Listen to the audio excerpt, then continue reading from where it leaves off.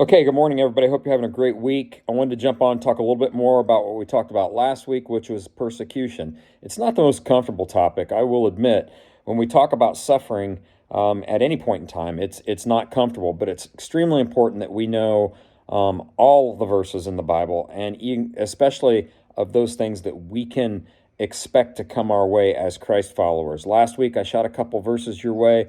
This week, I'm going to shoot several more your way. And then next week, we're going to talk about ideas on how we react and what we do about this. So the first verse today is 1 Peter 3:17.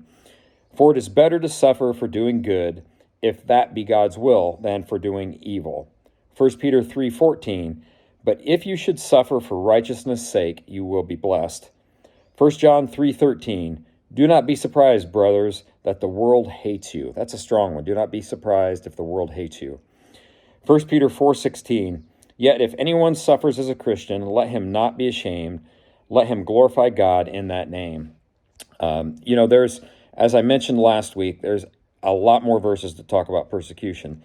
And the reason those are in there is because if we want to be a Christ follower, we're going to be persecuted. We're going to be called a bigot.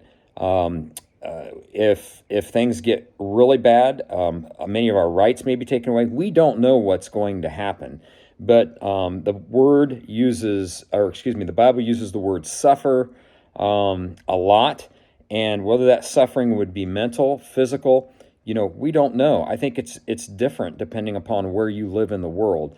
The point is that if we intend to be a Christ follower, if we've accepted Christ as Savior, that's the starting point.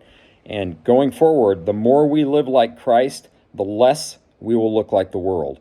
So next week, maybe we can talk a little bit about, okay, so how do we react? What do we do? What are some practical ways that we can go forward knowing that we are going to be persecuted as Christ followers? So hope you guys have a great day. Get in the Word. Look these verses up for yourself. Let them meditate on them, I should say. Think about them through the day. And we'll chat next week. Take care. Chat soon.